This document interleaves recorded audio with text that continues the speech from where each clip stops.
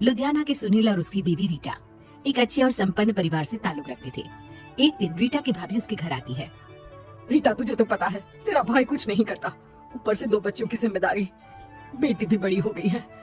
तू तो बुआ है, कुछ मदद कर सकती है तो कर देना। कहाँ पैसे हैं भाभी, बस समझ लो किसी तरह हम लोग भी दिन काट रहे हैं। 2 ही तो कार है और मेरी बेटी भी बड़ी हो रही है। अब उसके लिए कार लेनी है तो 10 लाख का खर्चा तो लग ही जाएगा। तभी वहाँ सुनील आ जाता है। अरे शशि, क्या है, तू हमेशा पैसों के लिए परेशान क्यों रहती है? वैसे क्या जरूरत थी बेटी की शादी इतने बड़े घर में तय करने की? अरे पैसे नहीं थे तो ऐसे ही कर देती कहीं शादी। इतने बड़े होटल में क्यों कर रही है शादी? लेकिन यहाँ तो मामला शादी का है, डेट तय है। दरअसल तेरे भतीजे के पीएफ के पैसे आने हैं, पर उसमें देर हो रही है। जैसे ही पैसे आ जाएंगे मैं तेरे अकाउंट में डलवा दूंगी।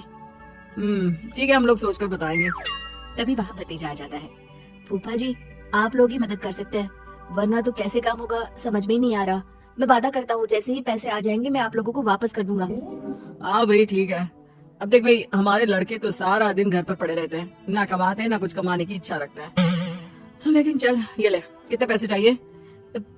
जी 4 लाख रुपए। ठीक है, लेकिन पैसे ध्यान से वक्त पर वापस लौटा देना।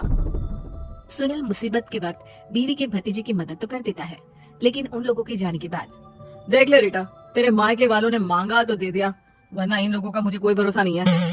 अरे क्यों भरोसा नहीं है? इससे पहले तो कभी इन लोगों ने आपसे मदद भी नहीं ली। हाँ ली तो नहीं, लेकिन पैसे की किल्लत ही रहती है ना इन लोगों के पास। अरे ठीक है ना, नहीं लौटा पाए तो भतीजे के ससुराल से निकाल देंगे।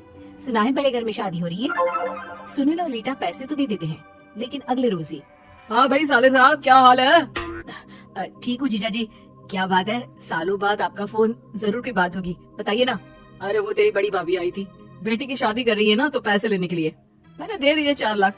सोचा भाई किसी गरीब की बेटी की शादी हो रही है, पुण्य मिल जाएगा। अच्छा किया जीजा जी, उनका बेटा बहुत मेहनती है, जल्द ही लौटा भी देगा। वहीं रीटा भी फोन करके हर किसी को पैसे देने की बात करती है। रीटा की भाभी शशि के पास उसके भाई का फोन आता है। तूने सुनील से पैसा लिया है क्या? नहीं भाई, सिर्फ बात की है, बोल तो रहा है कि दे देगा। वो लोग मदद करने वालों में से नहीं है, और मदद कर भी दे लेकिन समाज में गा गा कर हालत बुरी कर देते हैं। अब गाने दीजिए ना भाई, मैं क्या कर सकती हूँ, मेरे पास कोई ऑप्शन भी तो नहीं है। बेटी की अगले हफ्ते शादी जो है। शशि की बेटी की शादी हो जाती है, लेकिन शादी के 1 महीने बाद ही सुनील का फोन भतीजे के पास आता है। हाँ भाई, शादी तो हो गई हम लोगों की दुआ से। अब देख, ऐसा ही फायदा होता है पैसे वाले रिश्तेदार हो तो। तेरे वक्त पर हम कैसे खड़े हो गए थे, लेकिन अब पैसा लौटा दे भाई। जी मैंने पीएफ के लिए अप्लाई कर दिया था, उसकी नोटिफिकेशंस मैं आपको भी भेज देता हूँ। मुझे लगता है 10 दिन में पैसे आ जाने चाहिए।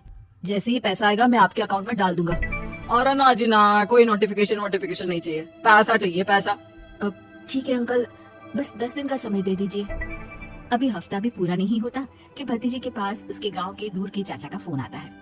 और बेटा क्या बात है, सुनील के कोई पैसे ले रखे हैं तो दे क्यों नहीं देता? हाँ चाचा जी, बात तो हुई थी, 10 दिन का वक्त मांगा है, उम्मीद है हो ही जाएगा। अरे फोन कर रहा है, रोज बता रहा था कि बेटी की शादी में मदद की थी। अब क्या है ना, भले ही शादी 10 दिन रोक देते हैं, लेकिन सुनील से मदद नहीं लेनी चाहिए थी। याद है ना, मधु की मदद करके कितना बदनाम कर दिया था उसने पूरे घर को सोसाइटी में। हाँ चाचा जी, मैं भी यही सोच रहा था कि उन लोगों से मदद नहीं लेनी चाहिए थी।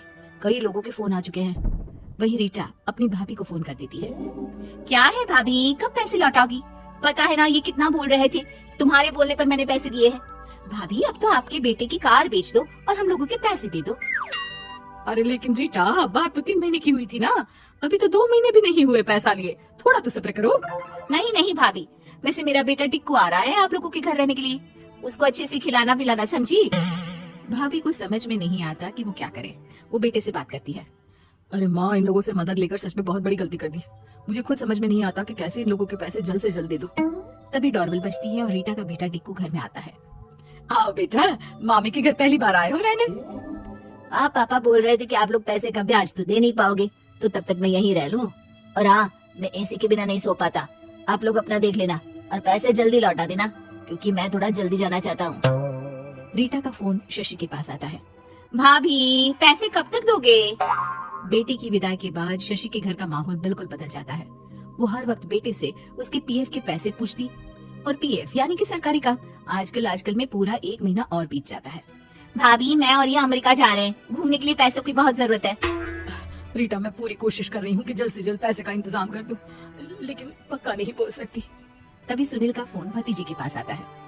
देख, माना 3 महीने की बात हुई थी पैसे लौटाने के लिए, लेकिन अभी मुझे पैसों की काफी जरूरत है। मैं अमेरिका जा रहा हूँ, तो पैसे मैंने किसी से ब्याज में पकड़ लिए हैं। तू हर महीने 4 लाख का 20,000 ब्याज डाल देना मेरे अकाउंट में। सुनील फोन रख देता है, लेकिन भतीजा काफी परेशान हो जाता है। वो ऑफिस से शाम को घर आता है कि माँ पूछती है, क्या हुआ बेटा? बेटा माँ को सारी बात बता देता है। माँ भगवान के सामने हाथ जोड़कर खड़ी हो जाती है और रोने लगती है कि तभी बेटे का मोबाइल पर मैसेज बजता है। माँ पीएफ के पैसे आ गए। और वो ऑनलाइन ही सुनील के पैसे वापस कर देता है। भला हो भगवान का। लेकिन आज एक बात तो समझ में आ गई, मदद हमेशा उन लोगों से लो जो मदद के बदले आपसे मदद में दी गई रकम ही वापस लें, ना कि समाज में आपकी इज्जत।